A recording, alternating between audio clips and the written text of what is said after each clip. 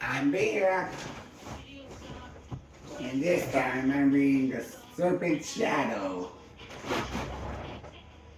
by the Kane Chronicles by Rick Riordan.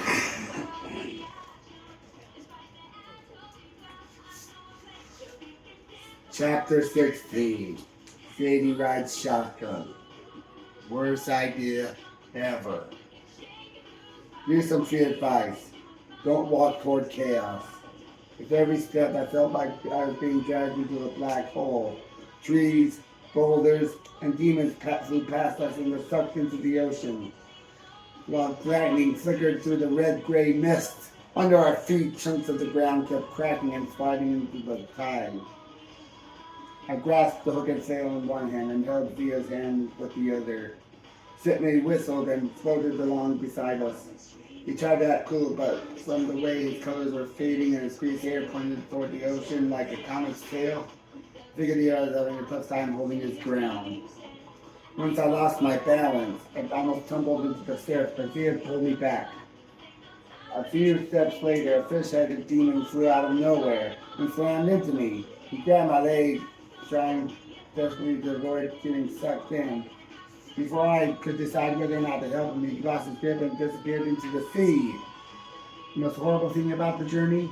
Part of me was tempted to give up and let chaos draw me in. Hold on.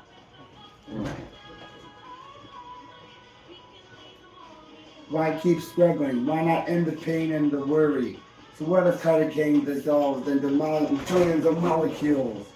I knew those thoughts weren't really mine. The voice of a purpose was whispering in my head, tempting me as it had before. I concentrated on the glowing white obelisk, our lighthouse in the storm of chaos. You know that spire was really the first part of creation, or how that myth jived with the Big Bang, or with God creating the world in 7 days, or whatever else people might believe. Maybe obelisk was just a manifestation of something larger, something my mind could not comprehend, or something large. Whatever the case, I knew the obelisk stood for Ma'at, and I had to focus on it. Otherwise, I was lost. I reached the base of the jetty. The rocky path felt reassuringly solid under my feet, but the pull of chaos was strong on either side. As we inched forward, I remembered photos that I'd seen of construction workers building skyscrapers back in the old days, fearlessly walking across girders 600 feet in the air with no safety harnesses. It felt like that now, except I wasn't fearless. The winds buffeted me. The jetty was 10 feet wide, and I still felt like I was going to lose my balance and pitch into the waves. I tried not to look down. The stuff of chaos churned and crashed against the rocks. It smelled like ozone, kudzu, exhaust, and formaldehyde mixed together. Fumes going almost make me passed out. Just a little farther, Satney said. His form flickered unevenly. Zia's green demon disguise blinked in and out. I held up my arm and saw my glamour shimmering in the wind, threatening to collapse. I didn't mind losing the shocking purple bottle opening chimp look, but I hoped the wind would tear away only the illusion, not my actual skin. Finally, we reached the obelisk.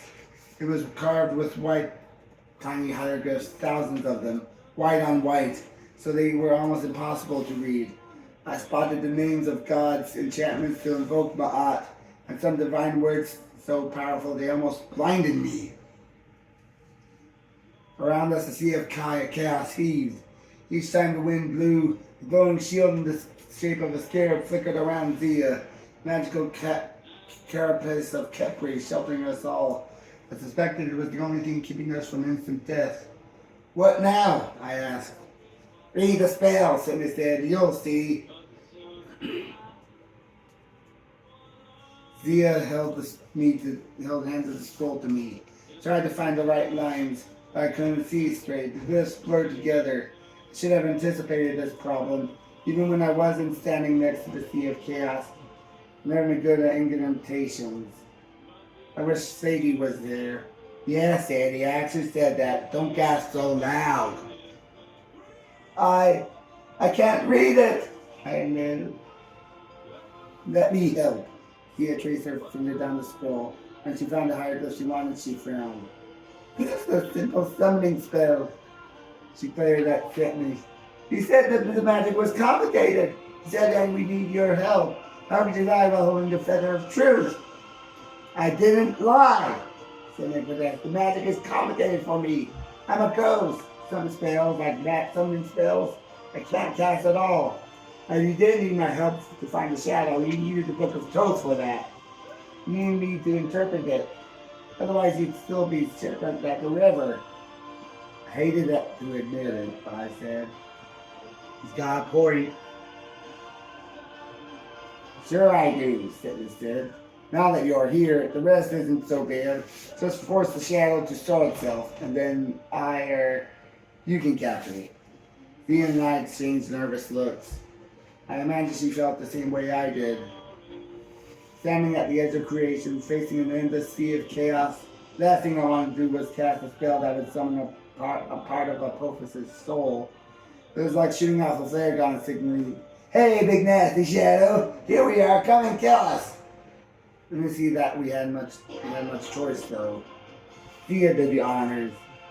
It was an easy invocation, the kind of magician that might use to summon a Shakti, or an enchanted dust moth, or pretty much any minor creature from the Duat.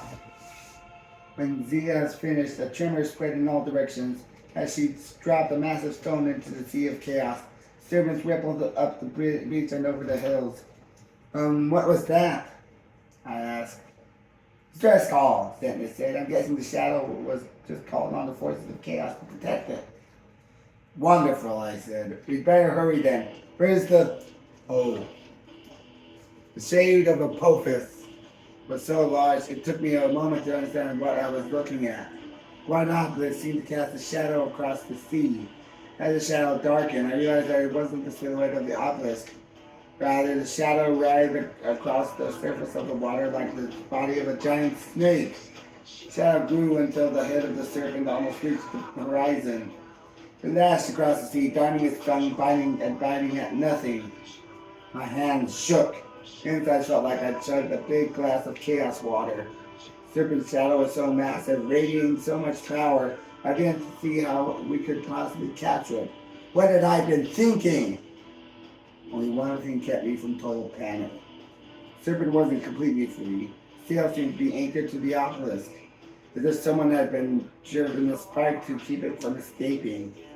For a disturbing moment, I felt the serpent's thoughts. I saw things from Apophis' point of view. She was trapped by the white obelisk, seething and in pain. It hated the world of mortals and gods, which pinned it down and constricted its freedom. Apophis disguised creation the way I might despise a rusty nail driven through my foot, keeping me from walking. All Apophis wanted was to snuff out the obelisk's blinding light. He wanted to annihilate the earth so he could go back to the darkness rim forever in the unrestricted expanses of chaos. It took all my willpower not to feel sorry for the poor little world-destroying son of their own serpent. Well, I said hoarsely, we found the shadow, now what do we do with it? Serpent chuckled. Oh, I can take it from you. You guys did great. Yes! If I hadn't been so distracted, I might have seen what was coming, but I didn't. My demon glamour suddenly turned into solid bands of mummy linen, covering my mouth first, then wrapping around my body with blinding speed. I toppled on fell, quickly in case except for my eyes. Zia hit the rocks next to me and could also consume. I tried to breathe, but it was like inhaling through a pillow. Sitting there leaned over Zia. He carefully extracted the Book of Toth from beneath our bindings and tucked it into his arms. Then he smiled down at me. Oh, Carter, Carter. He shook his head as if he were mildly disappointed. I like you now, I really do. You are way too trusting. After that business on the riverboat, you still gave me permission to cast a glamour spell on you. Come on, changing your glamour into a straitjacket is so easy. I grunted. What's there? He said he cupped his ear. Hard to talk when you're all bound up, isn't it? Look, it's nothing personal. I couldn't cast that invocation spell myself, or would have done it ages ago. I needed you to. Well, one of you anyway. Figured I'd be able to kill you, either you or your girlfriend along the way. Make the other one easier for me to handle.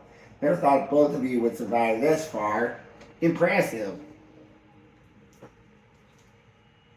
I wriggled and almost toppled into the water. For some reason, Sitting pulled me back to safety. Now, he tried. No point in killing yourself, pal. Your plan isn't ruined. I'm just going to alter it. I'll trap the shadow. That part I can do myself. Instead of the executions, I'll blackmail Profus. Because it's only what I let him destroy. Then he retreats back into chaos, or his saddle gets stomped. And the big snake goes, bye-bye. I'm possessed, but it's getting harder to breathe. Yeah. Sitting aside. This is the part where you say, you're mad, Sydney. You'll never get away with it. But the thing is, I will. I've been getting away with the impossible stuff for thousands of years. I'm sure the snake and I can come to a deal.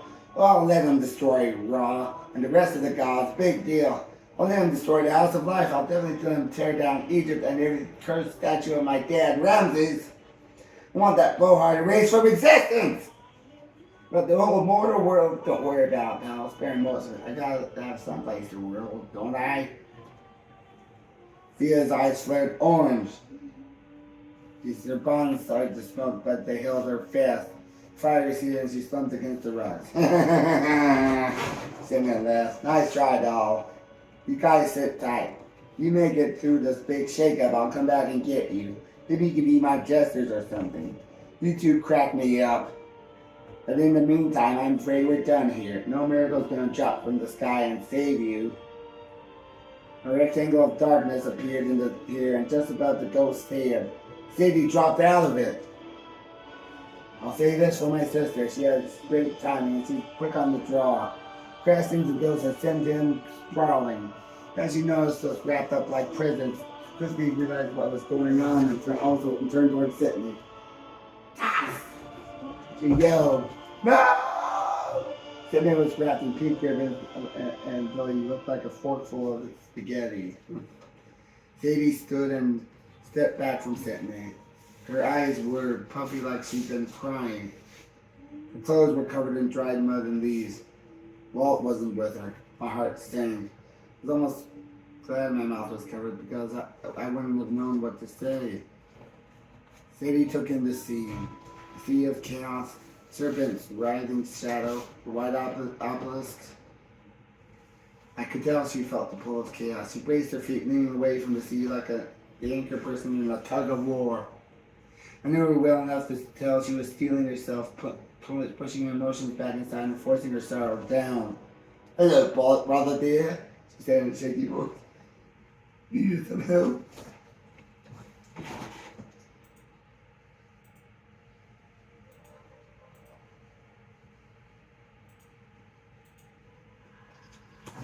She managed to dispel the glamour on us. She looked surprised to find me holding Ra's crook and flail. How in the world? Thea briefly explained what we'd been up to. From the fight with the giant hippo, though, through Sydney's most recent betrayals.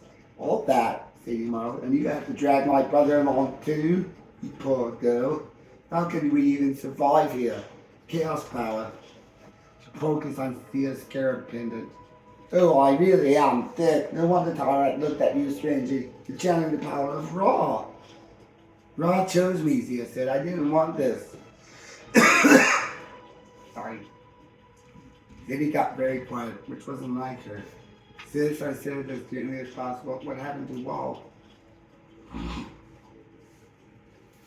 Her eyes were so full of pain that she wanted to apologize for even asking. Hadn't seen her look like that since our mom died. When Sadie was little. He's not coming, she said. Yeah. Gold. Sadie, I'm so sorry. I said, are you? I'm fine, she snapped. Translation. I'm definitely not fine, baby. I was getting all stuff wax in your mouth. We have to hurry. She continued trying to modulate her voice. I know how to capture the shadow. Just give me the figurine. I had a moment of panic. Did I still have the statue of Profus that Walt had made, coming all the way here and forgetting it would would have been a major bonehead move. Fortunately, it was still at the bottom of my pack. I handed it to Sadie, who stared at the careful red carving of the coiled serpent and heard the binding around the name, Apophis. I tried to imagine she was thinking of Walt and all the efforts he put into making it. She knelt at the edge of the jetty, where the obelisk base met the shadow. Sadie, I said. She froze. Yeah? My mouth felt like it was full of glue. I wanted to tell her to forget the whole thing. Seeing her at the obelisk, with that massive shadow coiling toward the horizon, I just knew something would go wrong. The shadow would attack. The spell would backfire somehow. Sadie reminded me so much of our mom. I couldn't shake the impression that we were repeating history. Our parents had to try to restrain the Apophis once before at Cleopatra's Needle, and our mom had died. I spent years watching my dad deal with his guilt. If I stood by now while Sadie got hurt, Thea took my hand. Her fingers were trembling, but I was grateful for her presence. This will work, she promised. Sadie blew a strand of hair from her face. Listen to your girlfriend, Calder. Stop distracting me. She sounded exasperated, but there was no irritation in her eyes. Sadie understood my concerns as clearly as she felt me with my secret name. She was just as scared as me, but in her own annoying way, she was trying to reassure me. Did I continue? She asked. Good luck, man. Sadie nodded. She touched the figurines in the shadow and began to chant. I was afraid the waves of chaos might dissolve the figurine, or worse, pull Sadie in. Instead, the serpent shadow began to thrash. Slowly it shrank, writhing, snapping its mouth as if it were hit with a cattle prod. The figurine absorbed the darkness. Soon the shadow was completely gone, and the statue was midnight black. Sadie spoke a simple binding spell on the figurine. Amen. Long hiss escaped from the sea, almost like a sigh of relief, and the sound echoed across the hills. The churning of the waves turned the lightest shade of red, as if some murky sediment had been dredged away. Full of chaos seemed to lessen just slightly. Sadie stood. Right, we're ready. Staring at my sister. Sometimes she teases that she'd eventually catch up to me in age and be my older sibling. Looking at her now, that determined glint in her eyes and the confidence in her voice, I could almost believe her. That was amazing, I said. How did you know the spell? She scowled. Of course the answer was out. She'd watched Walt do the same spell on Bess's shadow. Words, whatever happened to Walt. The execution will be easy, she said. We have to be facing up purpose, but otherwise it's the same spell we've been practicing. Thea prodded me with her foot. That's another thing this maggot lied about. What should we do with him? We have to get the book of truth out of those bindings, obviously, but after that, should we tell him into the drink? Someone protested. Sadie and I exchanged looks. Sam agreed that we couldn't solve Sydney, even as horrible as he was. Maybe we'd seen too many awful things over the past few days, but we didn't need to see it anymore. Maybe we knew that Osiris had to be the one to decide Sydney's punishment, since we had promised to bring the ghost back to the Hall of Judgment. Could be standing next to the obelisk of Ma'at, surrounded by the Sea of Chaos. We both realized that restraining ourselves from vengeance is what made us different from our Apophis.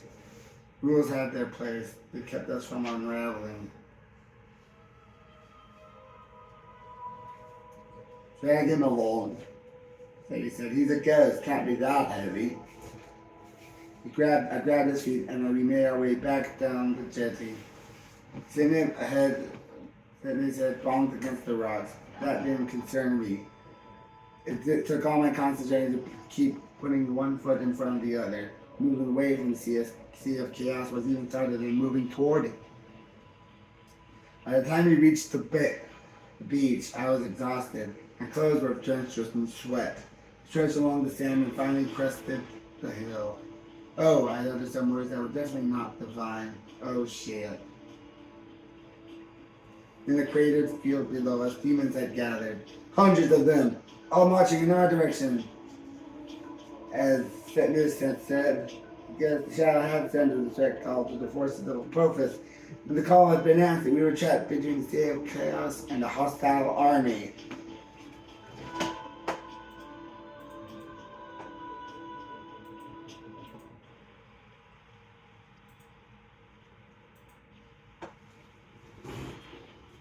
At this point, I was starting to wonder, why me?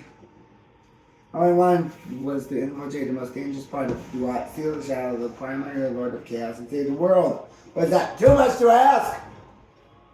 Demons were maybe 2 football fields wide, closing rapidly. I estimated that there were at least 300 or 400 of them, and more kept pouring onto the field. Several dozen winged monsters were even closer, sprawling lower and overhead. Against this army, we had 2 Kanes, Zia and a Gethrath ghost. I didn't like those odds. Sadie, can you make a gate to the surface? I asked. She closed her eyes and concentrated. She shook her head. No signal from Isis. That was too close to the Sea of Chaos. That was a scary thought. I tried to summon the avatar of Horus. Nothing happened. Guess I should have known it would be hard to channel his powers down here. Especially after I asked for a weapon back on the ship, and the best he could do was an ostrich feather. Zia? I said, your powers from Kepri are still working. Can you get us out of here? She grasped her scarab, and I don't think all Kepri's enemies have been fueling us from chaos. He can't do anything more. Instead of running back to the white objects, maybe we can use it to open a portal. But I quickly dismissed the idea. The demons would be on us before we even ever got there. We're not going to get out of this, I decided. Can we cast the execration on the Apophis right now? Zia said he spoke in unison. No! Knew they were right. We had to stand face to face with the Apophis for the spell to work. I can't believe we'd come all this way just to stop now. At least we can go out fighting. I unhooked the crook and sail over my belt. Sadie and Zia readied their staffs and wands. Then at the other end of the field, a wave of confusion spread through the demons' ranks. They slowly began turning away from us, running in different directions. Behind those demon armies, fireballs lit the sky. Plumes of smoke rose from the newly opened craters in the ground. A battle seemed to be breaking out at the wrong end of the field. Who are they fighting? I asked. Each other? No! Zia pointed at a smile spreading across her face. Look! It was hard to see through the hazy air, but a wedge of combatants was slowly forcing its way through the back ranks of the demons. Their numbers were smaller, maybe 100 or so, but the demons gave way to them. Those that didn't were cut down, trampled, or blown up like fireworks. It's the gods! Katie said. That's impossible. I said, the gods wouldn't march into Dwa to rescue us. Not the big gods, no. She grinned at me, but the old forgotten ones from the House of Restwood. Anubis said that he was calling for reinforcements. Anubis? I was really confused now. When she said she'd seen Anubis. There! Said he shouted, oh! She didn't get out and speak. She just waved her fingers toward our new friends. The battle lines opened momentarily. A sleek black car barreled into combat. The driver had to be a maniac. He plowed down demons, going out of his way to hit them. He jumped over the fiery crevices and spun in circles, flashing his lights and honking his horn. Then he came straight at us until the front ranks of demons started to scatter. Only a few brave winged eaters had the nerve to chase him. As the car got closer, I could see it was a Mercedes limo. It climbed the hill, trailed by bat demons, and screeched to a stop in a cloud of red dust. The driver's door opened. A small hairy man with a blue Speedo came and stepped out. I never been so happy to see someone so ugly. Bess, in all his horrible warty glory, climbed up onto the roof of his car. He turned to face the bat demons, his eyes bulged. His mouth opened almost to possibly wide. His hair stood out like porcupine quills and he yelled, "Boo!" The winged demon screamed and disintegrated. "Bess!" Sadie grinned toward him. Wolf got up, broke into a grin. Sit down to the hood so he was almost Sadie's height and she hugged him when she hugged him. "That's my girl," he said. "And Carter, get your star hide over here." He hugged me too. I didn't mind rubbing his knuckles on my head. "And see you, Rashid," Bess said to him. "I get a hug from you too." "I'm good," Steve said it like that. "Thanks." Bess spelled it out there. "You're right. Time for warm and fuzzy later. We gotta get you guys out of here." "The shadow spell?" Sadie stammered. "It actually worked?" "Of course it worked, you crazy kid." Bess thumped his hairy chest. Suddenly he was wearing a chauffeur's uniform. "Now get in the car!" Turned to grab Nate by my arm and nearly stopped. "Oh, holy horse!" Richardson was gone. I scanned the terrain in every direction, hoping he'd just entered away. There was no sight of him. He had blasted fire at the spot where he'd been lying. Apparently the ghost hadn't become invisible because there was no scream. "Nate was right here!" He had protested. "Tied up in the ribbons of Hathor. How could he just disappear?" Best friend. "Sydney, eh? I hate that weasel. Have you got the serpent shadow?" "Yeah," I said. "Sydney has the Book of Souls." "Can you cast the exhibition without it?" Bess asked.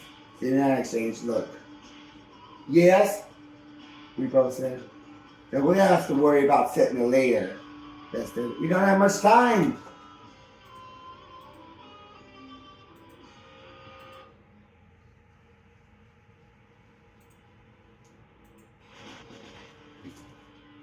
"Yes, if you have to travel to the land of demons, a limo is the way to go." Fortunately, Bess's new sedan was no cleaner than the one we left at the bottom of the Mediterranean last spring.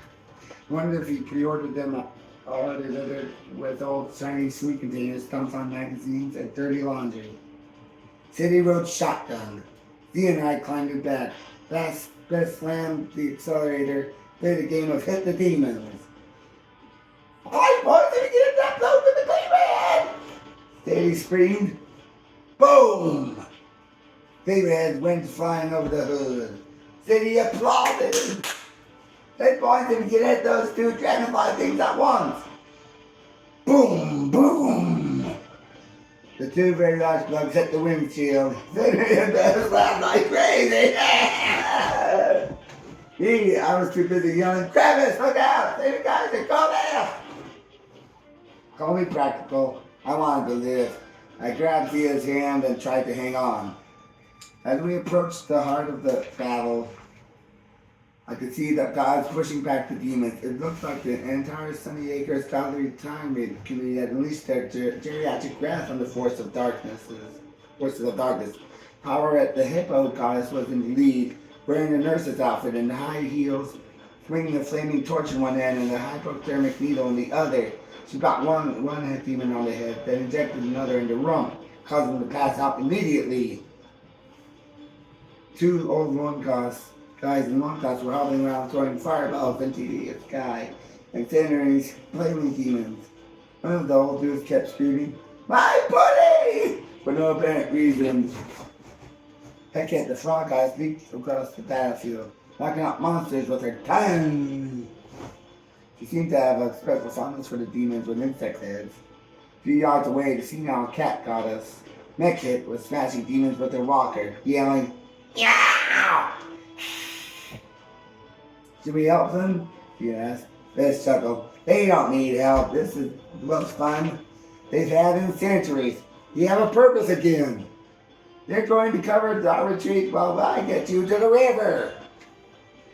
"But we don't have a ship anymore," I protested. Bess straightened the furry eyebrow. "You sure about that?" He slowed the Mercedes and rolled down the window. "Hey, sweetie, you okay here?" Tower turned and gave him a huge hippo smile. "You're fine, and the gate's back." "I'll be back," he promised. He blew her a kiss, and I thought it was going to faint from happiness. Mercedes peeled out. "Honey chicks," I asked. "Hey, kid," Bess growled. "Do I criticize your relationships?" I didn't have the guts to look at Thea. She squeezed my hands. Sadie stayed quiet. Perhaps maybe she was thinking about Walt. As Mercedes left one last flaming chasm and slammed to a stop on the beach of bones. I pointed to the wreckage of the Egyptian queen. "See, you know both."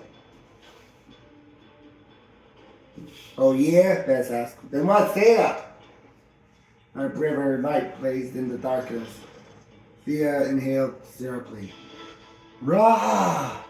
she said. "The sunboat approaches." As the light got a little closer, she saw that she was right. Golden white sails gleamed. Glowing orbs floated around the deck of the boat. Crockett and God's Sobek stood at the bow, knocking cross-side river and the river monsters with a big pole. Sitting in the fire throne in the middle of some bark was the old god, Ra. "Hello!" he yelled across the river. "We have cookies!" Sadie kissed Bess on the cheek. "You're brilliant!" "Hey now," the woman, "you're going to make Tara jealous. Just so happens the time was right. If we'd missed the sunboat, we'd have been out of luck." That thought made me shudder. For millennia, rods followed this cycle, sailing into the water at sunset, traveling along the river of night until he emerged into the mortal world at sunrise. It was a one-way trip, and the boat was kept to a tight schedule as Rob passed through the various houses of the night. The gates closed until the next evening, making it easy for mortal travelers like us to get stranded. Cindy and I had experienced that once before, and it hadn't been fun. As the sunboat drifted toward the shore, Bess gave us a lopsided grid. "Ready, kids? I got everything up in the mortal world. Things the mortal world ain't going to be pretty." That's the first unsurprising thing I'd heard all day. Glowing lights spinning the boat's gangplank, and we climbed aboard for what might be our last sunrise in history.